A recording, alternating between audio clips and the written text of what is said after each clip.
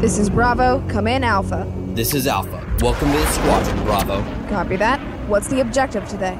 You mean you don't know? Nah, I skipped the briefing screen. I just wanted to get in the air. Right. Well, it's pretty simple. We rendezvous with Kilo, he brings the thunder, and we keep any of the bogeys off his back. Oh, Kyle's here too? That's a copy. Big Blue and me's got a delivery to make. You two ready for some action? That's a copy, Kilo. We'll be entering enemy airspace in 2. Make the call, Bravo. Copy. We're in the pipe. 5x5. Huh? I heard my brother say it when he was playing this game earlier. Uh-oh. I've got contacts on my radar. Tell me that's you guys. Negatory. Looks like we'll be having company. What's the call, Artie? Code names, if you please, Bravo. Fine. What's the call, Alpha? Let's hit the deck. Maybe we can catch them off guard. Don't take too long. I don't exactly have the best defenses in the game, guys.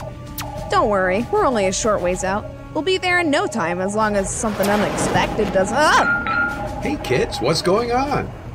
Hi, Mr. Jacobs. We're playing Kestrel Squadron. Oh, is that a board game or something? Please, Mr. Jacobs. It's an air combat simulator. Oh, I see. Want to join? It's free. You just have to click past all the ads.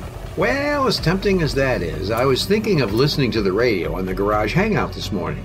Would that be okay? Sure. But what about the mission? We can listen and play at the same time. That's true. Begin transmission. Roger that.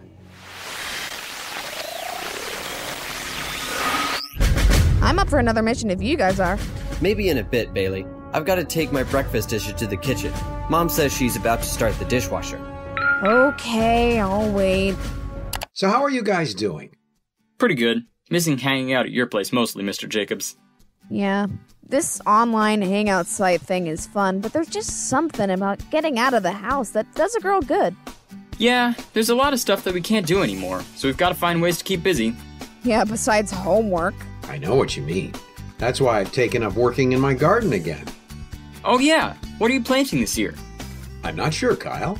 It's going to be a little smaller this year, I think, but beans and tomatoes sound pretty easy. I wish I could come help. Man, you know it's bad when work sounds like fun. That, or maybe there's a hint of maturity coming through? Like I said, Mr. Jacobs, it's bad. Right, of course. I'm back. What did I miss? Hey Artie, we were just talking about keeping busy and working in Mr. Jacobs' garden. Oh yeah.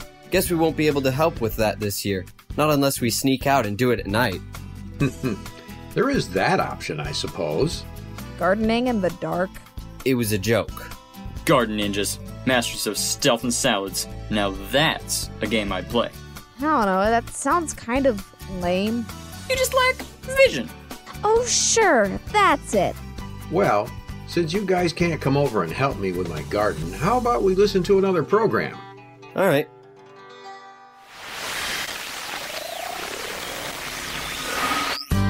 Is everything okay, Mr. Jacobs?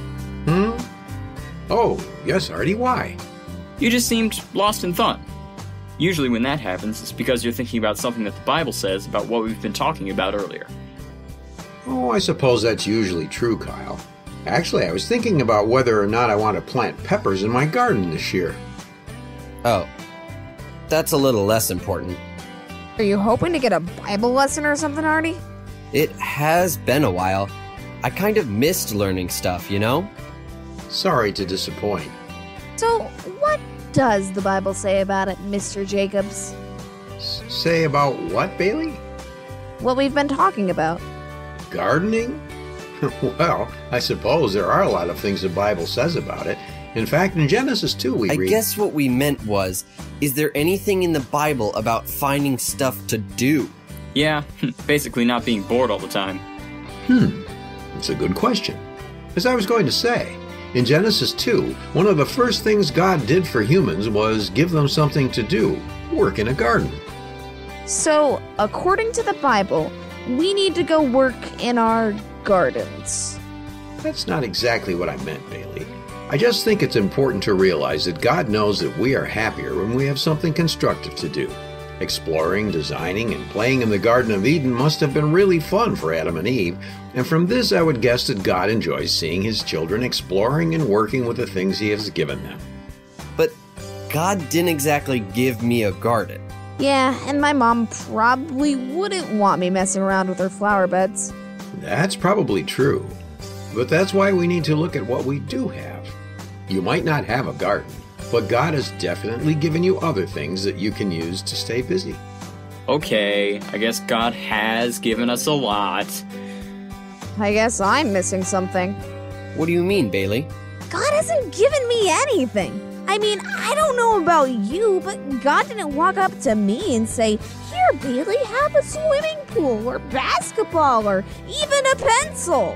I see what you mean, Bailey. But the truth is, everything you have is a gift from God. Your family, your home, and even things like food, toys, and skills are all things God has decided you should have. Okay, but what does he want me to do with it all? Good question. I have a script about it. I'll be right back. We're going to do a script? Online? I guess they managed to a couple weeks ago. Well, while we wait for him to email us the scripts, want to listen to the radio? Sounds good to me.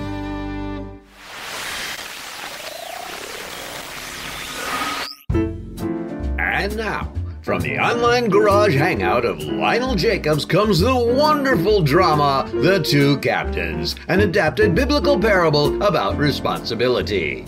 Once upon a time in the deep blue sea, there were two captains. We're not exactly on the deep blue sea at the moment. Yeah, we're out of work. At the time of our story, neither captain had a boat to call home.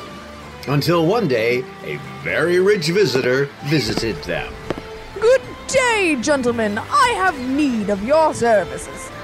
Services? I'm afraid you're out of luck. Is that so? Well, you see, ma'am, we don't have boats. We can't exactly be of much help. Ah, yes, that's the thing. I do have boats, and they need captains to man them. Well, then I guess we can do business. To the first captain, a clipper ship was entrusted. A what? It's like a really big, really fast sailboat. I like it. To the second, a small sloop. Is that like a really big warship or something? More like a really small sailboat. Oh, I was expecting something like the Clipper. Yeah, but then who would captain the sloop? Fair. The two captains took their posts, sailing around the world doing business for their employer. The captains had very different attitudes, though. You know, with this ship, I can haul tons of cargo across the globe in one trip. That means I don't have to work very hard to make a lot of money. Next time we go to port, I'm going to take a few days off. It's not like I won't make the money back next time around. My ship only carries a few tons of cargo at a time. Seems like if I want to make a profit, I'm on the go every day. After a year of working for their employer, the two captains wanted to receive their pay. Gentlemen, I have been looking over the paperwork, and it seems there are some questions concerning your work. Is there something wrong? With your work? On the contrary, you have taken that small ship of mine and made a fortune. I had to double check to make sure these figures were accurate. Did you take any time off? I didn't think I had the time to. Trust me, you will from here on out. As for you, sir, it seems like you already had taken some time off. Oh, yeah, well, I had the time, so I figured. Ah, yes, a trip to Bermuda, Tortuga, Singapore. You've had quite the worldwide vacation spree. Did you ever think you were hired to make me money at all? That's not fair. I made a lot of money. About half as much as your friend here. How is that possible? You had the bigger, faster ship. I'll tell you what I'm going to do. I'm going to make you two swap ships. What? You heard me. I need someone I can trust to be in charge of my flagship. Evidently, you need a little more practice with something more simple. The moral is, God has given different gifts to his children. Some may seem smaller or less useful than others, but to God they are all important. He tells us that if we show that we can be trusted with the small things, he will trust us with more. But to those that he has given a lot, he expects a lot in return.